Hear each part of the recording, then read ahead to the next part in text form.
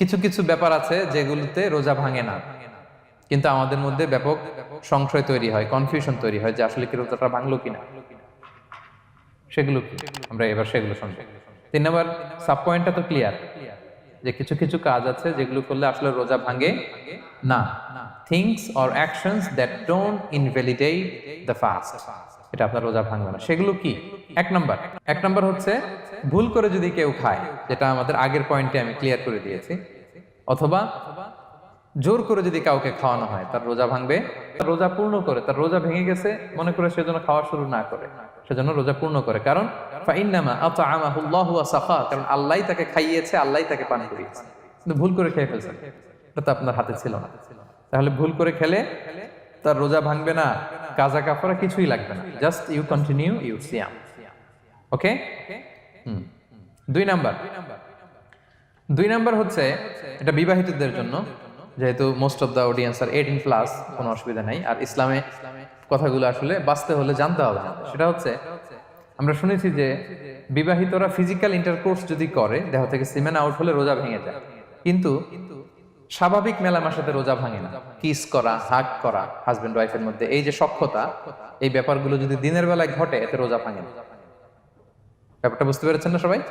একটা দলিল শোনেন। আম্মাজান আয়েশা রাদিয়াল্লাহু তাআলা আনহা বলেন, কানা নবী সাল্লাল্লাহু আলাইহি ওয়াসাল্লাম ইয়াকাব্বিলু ওয়া হুয়া সাইম, রমাদানের রোজা অবস্থায় তিনি আমাদেরকে কিস করতেন, ওয়া ইউবাশিরু, আমাদেরকে হাগ করতেন, ওয়া হুয়া সাইম, রোজা অবস্থায়। এতে রোজার কোনো সমস্যা হতো না। তবে এটা রিকমেন্ডেড না। স্বামী স্ত্রীর একান্ত মেলামেশা দিনের বেলা রিকমেন্ডেড না, কারণ এটা থেকে সে সেক্সুয়ালি এক্সাইটমেন্টের দিকে চলে যেতে পারে। ফলে ভুল করে সে এমন কাজ করে ফেলতে পারে যেটাতে তার রোজাটাই ভেঙে যাবে। আর ইচ্ছা করে রোজা ভাঙলে কি করতে হয়? কাজাও কাফারাও। খবর আছে না? সেজন্য এটা খেয়াল রাখতে হবে। 3 নাম্বার, এটাকে আরবিতে বলে আল ইহতিলাম, ওয়েট ড্রিম, বাংলায় বলে স্বপ্ন দোষ। ঘুমের মধ্যে এমন কিছু দেখলেন, ফলে আপনার সিমেন আউট হলো, আপনার রোজা ভাঙবে না। কারণ এটা কি ইচ্ছা করে করছেন আপনি? এটা কার হাতে? আল্লাহর হাতে। এতে রোজা ভাঙে না। শুধু আপনি ঘুম থেকে উঠে ফরজ গোসলটা করে নিলেই হবে। প্রিয় ভাইরা, মুসলিম কমিউনিটির ভাইরা, কথা কি বুঝতে পারতেছেন? আচ্ছা। 4 নাম্বার হচ্ছে ব্লাড টেস্ট। অনেকে বলে যে হুজুর ব্লাড টেস্ট করা যাবে কিনা রমাদানে? ব্লাড টেস্ট করা যাবে। ব্লাড টেস্ট করলে রোজা ভাঙে না। এটা খুবই জরুরি একটা মাসালা, প্রায় আমাদের লাগে। 1-2 সিরিঞ্জ ব্লাড নিলে ভাঙে না। তবে যদি অনেক বেশি অ্যামাউন্টের ব্লাড নেয়, এতে যদি আপনি ক্লান্ত হয়ে পড়েন, সেক্ষেত্রে আপনি রোজা ভাঙতে পারবেন, পরে কাজা করলে হবে। 5 নাম্বার হচ্ছে অনিচ্ছাকৃত বমি। এটা আমি আগেও ক্লিয়ার করেছি যে ইচ্ছাকৃত বমি করলে রোজা ভাঙে, কিন্তু অনিচ্ছাকৃত যদি বমি চলে আসছে, ভমিটিং হচ্ছে, আমার রোজা ভাঙবে না। 6 নম্বরে নোজ ব্লিডিং, নাক দিয়ে অনেকে রক্ত পড়ে না, নাক দিয়ে রক্ত ঝরলে মানুষের রোজা ভাঙে, আনলেস যদি অনেক বেশি অ্যামাউন্টের হয়, আপনি ক্লান্ত হয়ে পড়েন, তখন তো আপনি রোজা ভাঙতে পারবেন। 7 নাম্বার, রোজা রেখে দাঁত ফেলতে পারবো কিনা? জি, রোজা রেখে আপনি আপনার দাঁতকে রিমুভ করতে পারবেন, খুব বেশি যাতে রক্ত বের না হয় সেটা আপনি খেয়াল রাখবেন। দাঁত ফেললে যে রক্ত বেরোয়, এতে রোজা ভাঙে না। 8 নম্বর পয়েন্টটা খুবই গুরুত্বপূর্ণ, এটা খেয়াল করে শুনতে হবে। কান দুইটা খরগোশের কানের মতো খাড়া করে শুনেন, খুব মনোযোগ দিয়ে। 8 নম্বরটা হচ্ছে ইনজেকশন। রোজা রেখে ইনজেকশন দেওয়া যাবে কিনা? কিছু কিছু ইনজেকশন দেওয়া যাবে, কিছু কিছু দেওয়া যাবে না। কোনগুলো দেওয়া যাবে না? এনার্জেটিক ইনজেকশন দেওয়া যাবে না। যে ইনজেকশনে ফুড সাপ্লিমেন্টারি আছে, যেটার মধ্যে নিউট্রিশন ভ্যালু আছে, এই ইনজেকশনগুলো দেওয়া যাবে না। এমনও ইনজেকশন আছে যেটা দিলে 7 দিন আপনার আর খাওয়া লাগবে না, একেবারে তরতাজা। এরকম ইনজেকশন দেওয়া যাবে? তো আপনি সিস্টেম করে খাইলেন কেমন যেন, তাই না? আপনি অন্য ওয়েতে দেহে এনার্জি ইনপুট করলেন, এটা করলে রোজা ভেঙে যাবে। তাহলে food supplementary injection, nutrition value আছে এরকম injection, energetic injection, energy boost up করে এরকম ইনজেকশন দিলে রোজা ভেঙে যায়, এগুলো দেওয়া যাবে না। কিন্তু পেইন কিলার যে ইনজেকশনগুলো আছে, এটা দিতে পারবেন। পেইন কিলার ইনজেকশন দিতে পারবেন, অ্যান্টিবায়োটিক ইনজেকশন দিতে পারবেন, অ্যানেস্থেটিক ইনজেকশন দিতে পারবেন, এই জাতীয় মেডিকেশন ইনজেকশনগুলো দিতে পারবেন। কোভিডের যে ইনজেকশন, এগুলো আপনি দিতে পারবেন। এগুলোতে রোজা ভাঙে না, কারণ এগুলোতে আপনার স্টোমাকে কিছু পৌঁছেও না, আপনাকে শক্তিবর্ধক কিছু দেহে প্রবেশও করাচ্ছে না, আপনার এনার্জিও বাড়ে না। আপনার এনার্জি বাড়ে না, আপনার নিউট্রিশন ভ্যালু অ্যাড হয় না, আপনার স্টোমাকে কিছু পৌঁছে না, এই জাতীয় সব ইনজেকশন দেওয়া যায়। ইনজেকশন পয়েন্টটা ক্লিয়ার? 9 নম্বরে কিছু কমন ব্যাপার আছে, এই কমন জিনিসগুলো আমাদের মনের মধ্যে প্রায় প্রশ্ন জাগে যে এগুলো করা যাবে কি যাবে না, এগুলো ক্লিয়ার করি। এর মধ্যে 1 নম্বর হচ্ছে টুথপেস্ট। রোজা রেখে টুথপেস্ট দিয়ে ব্রাশ করা যাবে কিনা, বলেন যাবে কি যাবে না? যাবে, কে কে হাত তুলুন তো দেখি। হ্যাঁ, মাত্র 1 জন, 2 জন, 3 জন, 4 জন, 5 জন, 6 জন, দল ভারী হচ্ছে আস্তে আস্তে। হ্যাঁ, টুথপেস্ট দিয়ে ব্রাশ করা যাবে কি যাবে না? যাবে মাত্র 5 জন। আর যাবে না কয়জন দেখি? যাবে না, অনেকে যাবে না। অনেকে হাত তুলে নাই, ভাবছে কোন জায়গায় হাত তুলে কোন বিপদে পড়ি। চুপচাপ দেখি যে কোনটা জিতে। যাবে না? যাবে না, দল ভারী না? যাবে? এই সুন্দর বলছে, যাবে, কিন্তু না করাই ভালো। হ্যাঁ হ্যাঁ, যাবে। টুথপেস্ট দিয়ে ব্রাশ করলে রোজা ভাঙে না, তবে যদি খুব স্ট্রং টুথপেস্ট হয় এগুলো ব্যবহার না করা ভালো। দিনের বেলায় মেসওয়াক করা ভালো। হ্যাঁ, মেসওয়াক করলে ওইটা সবচেয়ে সেফ। তবে যদি আপনি টুথপেস্ট দিয়ে ব্রাশ করেন আপনার রোজা ভাঙবে না ইনশাআল্লাহ। কেউ কেউ মাকরু বলেছেন, কিন্তু আপনার রোজা ভাঙবে না। মাউথ ওয়াশ সেম, যাবে, কিন্তু রেকমেন্ডেড না। হ্যাঁ, গার্গল করতে গেলে আবার ভিতরে চলে যাবে। সিম্পলি কুলি করা যাবে, কিন্তু আপনার রোজা ভাঙবে না।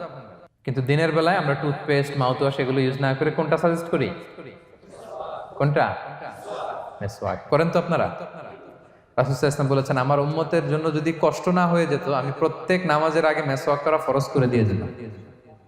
কষ্ট হয়ে যাবে, পকেট নিয়ে নিয়ে মেসওয়াক ঘুরতে হবে। এবং রাসূল সাল্লাল্লাহু আলাইহি ওয়াসাল্লাম মৃত্যুর আগে ওনার হাতে যে জিনিসটা রেখে উনি শেষ নিঃশ্বাস ত্যাগ করেছেন সেটা হচ্ছে মেসওয়াক। উনি অত্যন্ত অসুস্থ, প্রচন্ড জ্বরে কাতরাচ্ছেন। তখন দেখলেন যে ওনার শ্যালক আব্দুর রহমান রাদিয়াল্লাহু তাআলা আনহু উনি মেসওয়াক করতেছেন, তো উনি ফেল করে তাকায় আছেন, বলতে পারতেছেন না আমাকে দাও। আম্মা জান আয়েশা বুঝতে পারলেন যে রাসূল মনে হয় চাচ্ছেন, তো উনি এটা নিয়ে এসে নিজে চাবালেন। রাসূল সাল্লাল্লাহু আলাইহি ওয়াসাল্লাম চাবায় যে নরম করবেন এই শক্তিটাও গায়ে নাই। আম্মা জান নিজে চাবিয়ে রাসূল ইসলামের হাতে দিলেন, রাসূল ইসলাম মেসওয়াক করলেন। এই মেসওয়াক করার কিছুক্ষণ পরে তিনি ইন্তেকাল করলেন। আরবাউন মিন সুনানিল মুরসালিন, 4টা সুন্নাত, এটা সব নবীদের মধ্যে ছিল। এর মধ্যে একটা হচ্ছে আসওয়াক, মেসওয়াক। মেসওয়াক করবেন তো আপনারা? আচ্ছা। এরপর রোজা রেখে আতর দেয়া যাবে, কোনো সমস্যা নাই। পারফিউম দেয়া যাবে, সমস্যা নেই। আই ড্রপ দেয়া যাবে, চোখে ড্রপ দেয়া যাবে, আইলাইনার দেয়া যাবে, কাজল দেয়া যাবে, এগুলোতে রোজা ভাঙে না। এরপরে ডায়াবেটিক পেশেন্ট যারা আছে তারা ইনসুলিন দিতে পারবেন, এত রোজা ভাঙে না। এটা আমাদের লাগে না, আমাদের অনেক মুরব্বীদের দিতে হয়, আমাদের আব্বা আম্মাদের। তো এটা আপনারা জেনে গেলেন, ইনসুলিন দিলে রোজা ভাঙে না। এরপরে 10 নম্বর খুব মজার একটা পয়েন্ট, খাবারের যদি লবণ চেক করা হয় এতে রোজা ভাঙে না। তবে ঘরে আপনারা এটা ট্রাই করবেন না, এটা রেকমেন্ডেড না। এটা কখন রেকমেন্ডেড? এটা বড় শেফদের জন্য। লেটস সে রমাদানে 1000 লোকের বিরিয়ানি করা হবে, আল্লাহর বান্দারা রোজাদাররা খাবে, এটা লবণ বেশি হলে খাইতে পারবে? পারবেন। এজন্য যিনি শেফ, প্রধান বাবুর্চি, উনি লবণটা ট্রাই করতে পারবেন, করেই সাথে সাথে কুলি করে ফেলবেন, ভিতরে তো কিছু গেল না, এতে রোজা ভাঙে না। তাই বলে প্রতিদিন ঘরের রান্নাতে আবার এটা করতে যায় না। ঘরে 2 জন, আপনি আপনার হাজবেন্ড ওয়াইফ টোনাটুনি একটা হইলেই হইলো, কি বলেন? লবণ বেশি হবে কম হবে, কিন্তু বড় প্রোগ্রাম, অনেক রোজাদাররা একসাথে ইফতারি করবে, এটা তো লবণাক্ত হইলে খাওয়া যাবে না। তো সেক্ষেত্রে শেফ যদি জাস্ট জিব্বা দিয়ে লবণটা একটু ট্রাই করে নেয় যে অ্যাড করতে হবে না, ঠিক আছে, সাথে সাথে কুলি করে ফেলে, রোজা ভাঙবে না। দলিল কি? দলিল হচ্ছে কাঁচা ডালের মেসওয়াক। রাসূল সাল্লাল্লাহু আলাইহি ওয়াসাল্লাম কাঁচা ডালের জাইতুনের মেসওয়াক দিয়ে তিনি সেওয়াক দিয়ে মেসওয়াক করতেন।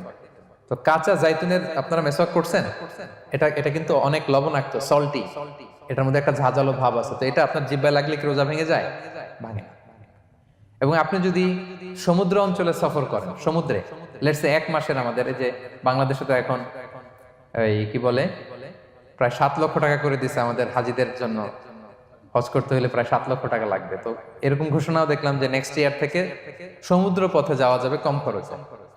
তো কেউ যদি এমন হয় সমুদ্রের সফরে দীর্ঘ সময়, আপনি অজু করবেন কি দিয়ে? সাগরের পানি দিয়ে। তো সাগরের পানি কেমন? সাগরের পানি দিয়ে আপনার কুলি করতে হবে না? মাঝ মজা করবেন না? তা আপনার কি রমজানে যদি কুলি করেন আপনার রোজা ভেঙে যাবে? ভাঙবে না। তো এ থেকে স্কলাররা দলিল নিয়েছেন যে এরকম জরুরি প্রয়োজন হলে আপনি খাবারের স্বাদটা, লবণটা দেখতে পারবেন, সাথে সাথে কুলি করে ফেলবেন, এতে আপনার রোজা ভাঙবে না ইনশাআল্লাহ বিইذনিল্লাহ। অনেকে প্রশ্ন করে এনজিওগ্রাম করা যাবে কিনা? এনজিওগ্রাম এগুলো করা যায়। এই যে হার্টের পেশেন্টদের জন্য এখান থেকে একটা এই ক্যাথেটার ঢুকায়, যদি এটার মধ্যে ওষুধ লাগানো থাকে তো এটা হার্টের দিকে যায়, এটা স্টোমাকে যায় না, এগুলো করা যাবে। তাহলে এই বিষয়গুলো অলমোস্ট মুত্তাফাক আলাই, মানে সর্বসম্মতিক্রমে এতে আপনার রোজা ভাঙবে না ইনশাআল্লাহ বিইজনিল্লাহ। এই পয়েন্টটা ক্লিয়ার না? ক্লিয়ার। এবার কিছু ডিসপিউটেড মাসআলা আছে, মানে যেগুলোর ব্যাপারে ইখতিলাফ আছে, কোন কোন স্কলারদের মধ্যে ভাঙবে ভাঙবে না, এটা আমি একটু ক্লিয়ার করি। এর মধ্যে এক নম্বর হচ্ছে ইনহেলার। অ্যাজমার পেশেন্ট যারা আছে, অ্যাজমা অনেকের দেয়া লাগে না ইনহেলার। ইনহেলার যদি পাফার ইনহেলার হয়, পাফার ইনহেলার যেটা দিয়ে শুধু বাতাস যায়, অক্সিজেন যায়, এটা রোজা ভাঙে না। এটা কি করে না? রোজা ভাঙে না। পাফার ইনহেলার যেটাতে অক্সিজেন পাস করে, রোজা ভাঙবে না। কিন্তু যদি ভ্যাপোরাইজেশন হয়, অথবা একটা আছে DPI, dry powder inhaler, punch করলে একটা পাউডার সহ ভিতরে যায়, অ্যাজমাটা কমায় দেয়, ওই পাউডার দিয়ে করলে কিন্তু রোজা ভেঙে যাবে। ভ্যাপোরাইজেশন হলে বা ডিপিআই ইনহেলার হলে আপনার রোজা ভেঙে যাবে। ইনহেলার ক্লিয়ার তো সবার কাছে? আচ্ছা, এরপরে যাই সামনে। সাপোসিটরি বুঝেন তো না? ডুশ বলে, প্রচন্ড জ্বর কমে না, তখন ডাক্তার বলে যে পায়ু পথে, অ্যানাল পিল বলে এগুলাকে, পায়ু পথে এটাকে ইনপুট দিতে হয়। এই সাপোসিটরি এটা একটা ডিসপিউটেড মাসালা। হানাফি স্কুল অফ থটে রোজা ভেঙে যায়। আমরা যেহেতু বেশিরভাগ হানাফি স্কুল ফলো করি, হানাফি মাযহাব, তো আমরা এটাই সাজেস্ট করি সাপোসিটরি না দেওয়া। তবে অন্যান্য স্কলারদের মতে রোজা ভাঙবে না, বিশেষ করে ইবনে তাইমিয়া আলাইহি রাহমার মতে রোজা ভাঙবে না। এখানে প্রসঙ্গ যেটা হচ্ছে, সাপোসিটরি সাধারণত দিতে হয় ইমার্জেন্সি পিরিয়ডে। কি বলেন? জ্বর আর কমে না, কঠিন অবস্থা, তো ওই অবস্থায় তো রোজা এমনি ভাঙা যায়। প্রচন্ড অসুস্থ হলে ভাঙা যায় না রোজা? ভাঙা যায়। তো আপনি রোজা ভাঙবেন, পরে কাজা করে ফেলবেন, সাপোসিটরি দিবেন, অসুবিধা নাই। আচ্ছা, এয়ার ড্রপ, কানের যে ড্রপ আছে, এটার মডার্ন স্কলারদের মতে, যে ফিক একাডেমি গুলো আছে, এদের মতে রোজা ভাঙবে না, কিন্তু হানাফি স্কলারদের মতে রোজা ভেঙে যাবে। তো আমরা সাজেস্ট করি এটা আপনি না দেন, আগে পরে দেন। 3 নাম্বার, হার্টের পেশেন্টদের একটা ওষুধ দিতে হয়, এটাকে নাইট্রোগ্লিসারিন ট্যাবলেট বলে, জিহ্বার নিচে দেয়, দেওয়ার সাথে সাথে বডি এটা অ্যাবজর্ব করে ফেলে, ওষুধটা আর থাকে না জিহ্বার নিচে। জিহ্বার নিচে এটাকে প্লেস করলে সাথে সাথে এটা বডি অ্যাবজর্ব করে, এখানে আবার পাম্প শুরু হয়ে যায়। তো হার্ট অ্যাটাক করলে এটা দেয়। আধুনিক যে ফিক একাডেমি গুলো আছে তাদের মতে রোজা ভাঙবে না, কিন্তু হানাফি স্কুল অফ থটে তাদের মতে যেহেতু সম্ভাবনা আছে কিছু চলে যেতে পারে, যদিও যায় না, হানাফি মাযহাব হচ্ছে খুব ইহতিয়াত অবলম্বন করে, অত্যন্ত বেশি সাবধানতা অবলম্বন করে। কিন্তু মডার্ন ফিক একাডেমি গুলো তাদের মতে হার্ট পেশেন্টদের জন্য নাইট্রোগ্লিসারিন ট্যাবলেট যদি জিহ্বার নিচে রাখেন রোজা ভাঙবে না। হিজামা, কাপিং, হিজামা চিনেন তো? হ্যাঁ, হিজামা করছেন কেউ এখানে? আপনি করছেন, আর কেউ? অনেকে করছে দেখি মাশাআল্লাহ। এটা এখন অনেক পপুলার হচ্ছে, রাসূল সাল্লাল্লাহু আলাইহি ওয়াসাল্লাম কিন্তু করতেন। এখন দেখবেন যে অনেক বড় বড় সেলিব্রিটিরা, অ্যাথলেটরাও করে। এরকম কাপিং এর টিউব আছে, পিঠে একটু কেটে ওটাকে লাগায় দেয়, আস্তে করে এই রক্তগুলো বের করে ফেলে, ব্যথা ট্যাথা, পেইন টেন এগুলো কমে যায়। এখন কিন্তু এটার অনেক প্রচলন বেড়েছে। হানাফি স্কুল অফ থটে হিজামাতে রোজা ভাঙে না, অন্যান্য স্কুল অফ থটে ভাঙে। তো হিজামা তো ইমার্জেন্সি কিছু না, আমার দিনের বেলায় কেন রমজান মাসে হিজামা করা লাগবে, আমি ইফতারের পরে হিজামা করলাম। আচ্ছা, ব্লাড ডোনেশন করলে রোজা ভাঙবে কিনা? এক ব্যাগ যে রক্ত নাই, ভাঙবে কিনা?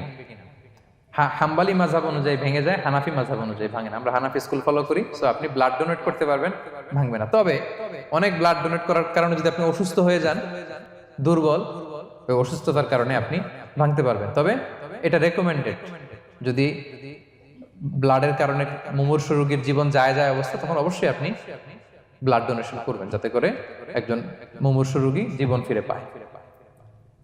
তো এই পয়েন্টটা তো ক্লিয়ার না সবার? তো এই ছিল সম্মানিত সুধী কিছু মৌলিক বিষয়।